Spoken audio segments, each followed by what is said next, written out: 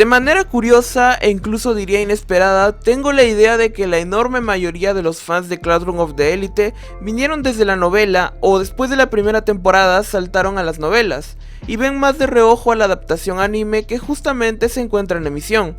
Me sorprende tanto, más que nada porque la proporción en torno a los anime only que dan su opinión en redes es totalmente abismal e incluso hasta se podría decir que los propios anime only no se atreven a dar su opinión más allá de comentar cuál es su personaje favorito o dar puntuaciones.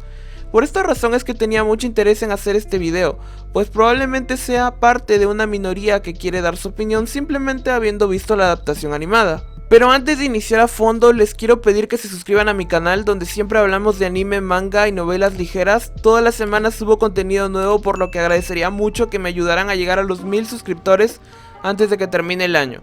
Ahora sí, comencemos. Yo conocí Classroom of the Elite cuando estaba en emisión por lo viral que se hizo la revelación de la personalidad malvada de Kushida, pero no me atreví a verla hasta 2 años después de eso. Al terminarla creo que la mejor frase con la que podría describirla es que me gustó mucho, pero tampoco estoy desesperado por una continuación. Los comentarios de la época, fuera de compartir las 2 escenas más virales de la primera temporada, la de Kushida y la del final, eran en su mayoría de lectores de la novela que realmente estaban esmerados en hacerle saber a la gente que las novelas eran infinitamente mejores y que el anime tenía una mala adaptación pese a la muy buena recepción que había tenido por el fandom extranjero. El fandom japonés por su lado no estuvo muy contento y secundaba la opinión de los lectores, por ser justamente la mayoría parte de este grupo. Jamás había visto que las personas hiciesen tanta diferencia de formato a formato. Claro que conocía casos como Hajimete no Gal o Naruto, pero nunca a ese nivel.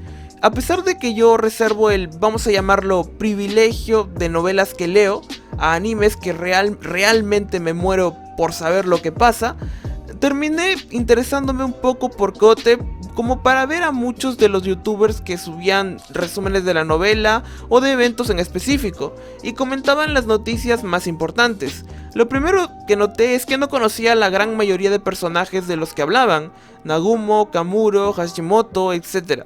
Y también que el esquema de protagonismo era radicalmente diferente al que me había imaginado. Me sigue pareciendo de esto una gran jugada del autor, dándole foco a Karuizawa, Ryuen o Sato, además de los personajes que fueron protagonistas en la primera temporada. Luego de eso dormí un poco mi interés, aunque me gustaba el shippeo entre Sudo y Horikita.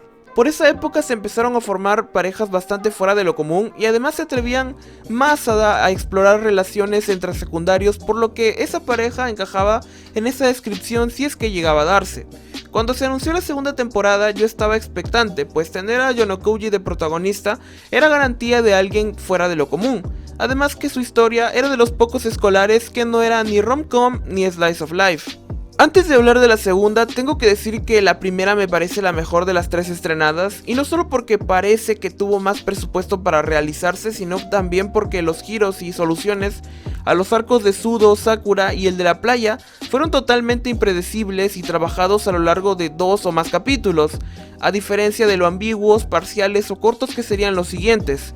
A este punto y teniendo eso en mente, realmente hay muy pocos momentos donde sientes que estás viendo algo súper recortado, resumido o incoherente, y por eso siento que la gente se quedó súper enganchada con la serie y no sintió vacíos pese a los cambios y reordenamientos que luego me enteré.